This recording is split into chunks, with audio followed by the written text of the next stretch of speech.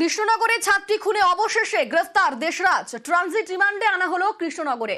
গত সোমবার বাড়িতে ঢুকে ছাত্রীকে গুলি করে উত্তরপ্রদেশে গা ঢাকা দেয় দেশরাজ। তবে কিভাবে সেই দেশরাজের খোঁজ পেল পুলিশ? আমাদের সঙ্গে রয়েছেন প্রতিনিধি সমীর। গতকালকে দেখেছিলাম তার মামাকে পাকড়াও করেছিল পুলিশ, তাকে জেরা করেই কি দেশরাজের খোঁজ পাওয়া গেল? একদমই তাই অনিল। দেখো, গত শনিবার তার মামা কুলদীপ সিংকে পুলিশ গ্রেপ্তার করে এবং তাকে জিজ্ঞাসাবাদ করে এই দেশরাজের হদিস জানতে পারে পুলিশ। এরপরে তাকে গ্রেপ্তার করা হয়। গতকাল থেকে গ্রেপ্তার করা হয়েছে এবং আজকে কিছুক্ষণ আগে ঠিক 9টা নাগাদ কৃষ্ণনগর কোতোয়ালি তাকে নিয়ে আসা হয়েছে। এবং আজ সকাল ঠিক 8টার খবরে আমরা কিন্তু প্রথম জানিয়েছিলাম যে দেশরাজকে গ্রেপ্তার করা হয়েছে এবং সেই খবরে কার্যত ছিলমহল পড়লো এবং কিছুক্ষণ আগে তাকে নিয়ে আসা হয়েছে এবং কিছুক্ষণ পরে কৃষ্ণনগরের পুলিশ সুপার অবনাথকে তিনি সাংবাদিক সম্মেলন করে সম্পূর্ণ বিষয়টি কিন্তু জানাবেন। তবে এখনো পর্যন্ত ঠিক কোথা থেকে গ্রেপ্তার করা হয়েছে বা কিভাবে গ্রেপ্তার করা হয়েছে সে বিষয়ে সুনির্দিষ্ট তথ্য নেই, কিন্তু তাকে গ্রেপ্তার করা হয়েছে। গত সোমবার ছাত্রীকে খুন করা হয়েছিল, পরপর 3টি গুলি চালিয়ে তাকে খুন করা হয়। এই দেশরাজের বিরুদ্ধে কিন্তু খুনের অভিযোগ উঠেছিল। এরপরে সে চম্পটে উত্তরপ্রদেশে এবং সেখানে গা ঢাকা দিয়েছিল এবং এই কাজে তাকে সাহায্য করেছিল তার মা এবং বাবা সহ পরিবারের আরো কয়েকজন। এবং সেই কারণে তার মামাকে গত শনিবারকে অ্যারেস্ট করা হয় এবং গতকালকে তাকে কৃষ্ণনগরে নিয়ে আসা হয়েছে এবং তাকে জিজ্ঞাসাবাদ করে এই দেশরাজের হদিস জানতে পারে পুলিশ। এবং এরপরে গতকালকে তাকে গ্রেপ্তার করা হয়েছে এবং ট্রানজিট রিমান্ডে তাকে আজকে কৃষ্ণনগর নিয়ে আসা হয়েছে। একেবারে সমীর, আমরা সেই খবরই প্রথম ব্রেক করি। দেশরাজকে গ্রেফতার করলো পুলিশ। গত সোমবার ছাত্রীকে গুলি করে খুন, বাড়িতে ঢুকে এবং তারপর আজ তাকে গ্রেফতার করা হয়েছে। আজ আমরাই সেই খবর প্রথম দেখাই। ট্রানজিট রিমান্ডে নিয়ে আসা হয়েছে তাকে কৃষ্ণনগরে। কিছুক্ষণ পরেই তার কোর্ট প্রোডাকশন হবে।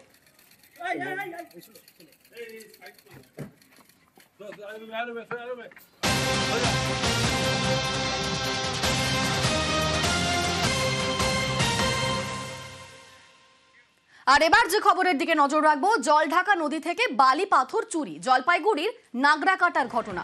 বর্ষায় নদী থেকে বালি তোলা নিষিদ্ধ, কিন্তু সেচ দপ্তরের সেই নির্দেশ না মেনেই বালি চুরি হচ্ছে। কিভাবে হচ্ছে? আমাদের সঙ্গে রয়েছেন প্রতিনিধি রকি। সেচ দপ্তরের নির্দেশ না মেনে কিভাবে বালি তোলা হচ্ছে, প্রশাসনের নজরে কি আসছে না সেই বিষয়টা? একদম তুমি যেমনটা বললে, জলঢাকা নদী থেকে কিন্তু অবাধে বালি পাথর তুলে নিয়ে যাচ্ছে দিনে দুপুরে। আর এমনটাই ছবি কিন্তু ধরা পড়লো নাগরাকাটা ব্লকের জলঢাকা নদীতে। যেহেতু পাহাড়ি নদী, খরস্রোতা নদী এবং প্রশাসনের তরফ থেকে কিন্তু এই মনসুনকালীন সময়ে নদী থেকে বালি পাথর তোলা সম্পূর্ণভাবে নিষিদ্ধ করা হয়েছে। সেই জায়গায় দেখা যাচ্ছে যে অসাধু ব্যক্তিরা দিনে দুপুরে কিন্তু নদীর বুক থেকে বালি পাথর মাটি অবাধে তুলে নিয়ে যাচ্ছে। ব্রিজের উপর থেকে সমস্তটাই পরিষ্কার দেখা যায় এবং ব্রিজের পাশেই পুলিশ গাড়ি দাঁড়িয়ে থাকে, এমনটা কিন্তু সাধারণ মানুষদের অভিযোগ রয়েছে। তারপরেও প্রশাসনের নজরের সামনে দিয়ে এভাবে বালি পাথর তুলে নিয়ে যাওয়া নিয়ে কিন্তু রীতিমতো প্রশ্নের মুখে পুলিশ প্রশাসনের ভূমিকা নিয়ে। এই ঘটনাকে কেন্দ্র করে কিন্তু বিরোধী ওরাও সরব হয়েছে। তাদের অভিযোগ যে সেই এলাকার প্রধান পঞ্চায়েত এবং তৃণমূল নেতাদের মদতেই এই ধরনের কাজ চলছে, এই কারণে প্রশাসন কোন রকম ব্যবস্থা নিচ্ছে না। এই ঘটনাকে কেন্দ্র করে রাজনৈতিক চাপানোত্তর সৃষ্টি হয়েছে এলাকায়। বেশ ধন্যবাদ। প্রতিনিয়ত এই কাজটা হচ্ছে এবং সেখানে আপনারা জানেন যে সেখানে কোনো রয়্যালটি নেই, সেখান থেকে বালি তোলা যায় না। তারপরেও সরকারি ঘোষণা, শুধু নামেই সরকারি ঘোষণা, প্রশাসনের মদতে, তৃণমূল কংগ্রেসের নেতাদের সৌজন্যে এইভাবে অবাধে লুট হচ্ছে। এটা সারা নাগরাকাটা নয়, সারা জলপাইগুড়ি জেলায় এইভাবে অবাধে লুট হচ্ছে। অবশ্যই জেলা প্রশাসন এটা কড়া পদক্ষেপ নেবে এবং কে বা কাহারা জড়িত এটা খুবই দুঃখজনক। যে পুলিশ আরও কড়া পদক্ষেপ নেওয়া উচিত এবং এই ব্যাপারে প্রশাসনের কাছে আমরা আরও হস্তক্ষেপের দাবিও করব।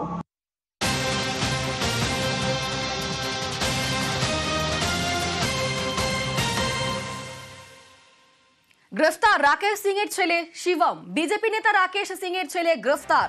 গত শুক্রবার কংগ্রেস অফিসে ভাঙচুর, আর গতকাল রাতে শিবমকে বাড়ি থেকে আটক করা হয়। আজ সকালে তাকে গ্রেফতার করে এন্টালি থানার পুলিশ। আমাদের সঙ্গে এই মুহূর্তে রয়েছেন প্রতিনিধি রৌনক। এই শিবম, তার ভূমিকা ঠিক কি ছিল, পুলিশ সূত্রে কি খবর পাচ্ছ? দেখো, একেবারেই যেদিন প্রদেশ কংগ্রেস অফিসে ভাঙচুর করা হয় সেদিন যে গাড়ি নিয়ে রাকেশ সিং যায় সেই গাড়ি শিবম ড্রাইভ করছিল, এমনটাই কিন্তু পুলিশ সূত্রে জানা যাচ্ছে। গতকাল রাতেই তাকে বাড়ি থেকে আটক করা হয়, থানায় বসে লাগাতার জিজ্ঞাসাবাদ করা হয়। যেহেতু পুলিশ শনাক্ত করেছে সেই সময় যে সময় ভাঙচুর করা ছিল সেই সময় তার ছেলে সেখানে উপস্থিত ছিল, সেক্ষেত্রে কিন্তু তাকে জিজ্ঞাসাবাদ করা হয় এবং জিজ্ঞাসাবাদে একাধিক বিষয় সামনে আসার পরই পুলিশ সকালবেলা তাকে গ্রেফতার করেছে। এখনো এই যে রাকেশ সিং তিনি কিন্তু অধরা। পুলিশ সূত্রেটা জানা যাচ্ছে বিভিন্ন জায়গায় তল্লাশি চালিয়েছে তারা। রাকেশ সিং এর কিন্তু এখনো পর্যন্ত ট্রেস পাওয়া যাচ্ছে না। তার খোঁজেই তার ছেলেকে জিজ্ঞাসাবাদ করা হচ্ছে এবং বিভিন্ন জায়গায় তার যে মোবাইল টাওয়ার লোকেশন, সেই টাওয়ার লোকেশন ট্র্যাক করা হচ্ছে। পরের সঙ্গে অফিস ভাঙচুরের ঘটনায় ইতিমধ্যে তার বিরুদ্ধে মামলা রুজু করেছে পুলিশ। একাধিক ধারায় মামলা রুজু করা হয়েছে, ন্যাশনাল ভায়োলেন্সেও কিন্তু একটা মামলা রুজু হয়েছে। সেক্ষেত্রে রাকেশ সিংকে ধরতেই গতকাল রাত্রিবেলায় কিন্তু তার বাড়িতে পুলিশ তল্লাশি অভিযান চালায় এবং তার ছেলেকে আটক করা হয়, লাগাতার জিজ্ঞাসাবাদ করা হয়। যেহেতু সেদিন যেই গাড়ি নিয়ে রাকেশ সিং গেছিল, সব পুলিশ সূত্রে জানা যাচ্ছে সেই গাড়ি শিবম সিং ড্রাইভ করছিল, সেই কারণেই তাকে আটক করা হয় এবং আজ সকালে কিন্তু গ্রেফতার করে এন্টালি থানার পুলিশ। বেশ, ধন্যবাদ রোনা।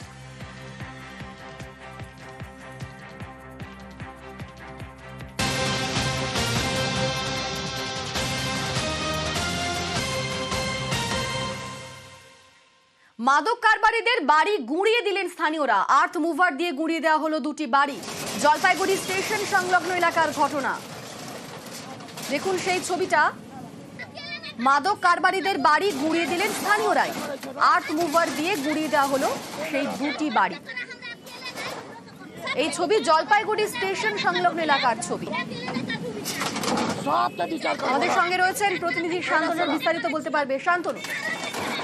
দেখো, গত কয়েক বছর ধরে কিন্তু মাদকের রংজমা কারবার চলছিল বলে অভিযোগ। বিশেষ করে স্টেশন রোড সংলগ্ন ভাটিয়া বিল্ডিং, নতুন পাড়া ও সংলগ্ন যে সকল এলাকাগুলো রয়েছে সেখানে মাদক কারবারিদের রীতিমতো বাইরে থেকে ব্রাউন সুগার এনে বিক্রি করছিল। তাতে যুব সমাজের উপর যেমন প্রভাব পড়ছিল, বাইরে থেকে যুবকরা এসেও কিন্তু মাদকাসক্ত হয়ে পড়ছিল বলে অভিযোগ।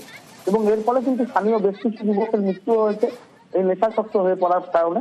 সেই কারণে কিন্তু তারা স্থানীয় যিনি কাউন্সিলর রয়েছেন, বিশেষ করে জলপাইগুড়ি পুরসভার চেয়ারম্যানকে অভিযোগ করেছিলেন। তিনি গত শনিবার থানায় গিয়েছিলেন। এরপরে কিন্তু স্থানীয়দেরকে পুলিশ আশ্বাস দিয়েছিল যে পদক্ষেপ করবে, কিন্তু পুলিশের অবস্থায় বসে না থাকে যেটা দেখা গেল যে স্থানীয়রাই নিজেরা কমিটি তৈরি করে অভিযানে নামলেন। বিশেষ করে যখন মাদক বিক্রি করা হচ্ছিল সেই মুহূর্তে দুটো বাড়ি তারা নিয়ে এসে কিন্তু ভেঙে দেন এবং পাশাপাশি বেশ কয়েকজনকে আটক করেও কিন্তু পুলিশের হাতে তুলে দিয়েছেন। তাদের পরিষ্কার বক্তব্য, তারা পুলিশের সঙ্গে সহযোগিতা করতে প্রস্তুত, কিন্তু মাদক কারবারিদের জন্য পুলিশ আলাদা করে ক্যাম্প বা পিকেট বসাতে পারবে না। সেক্ষেত্রে নজরদারি একটা অভাব থাকবে। সেই মুহূর্তে কিন্তু এই কারবার নিয়মিত চলতে থাকবে। এই নিয়মিত কারবারটা বন্ধ করার জন্য তারা এই পদক্ষেপ নিচ্ছেন।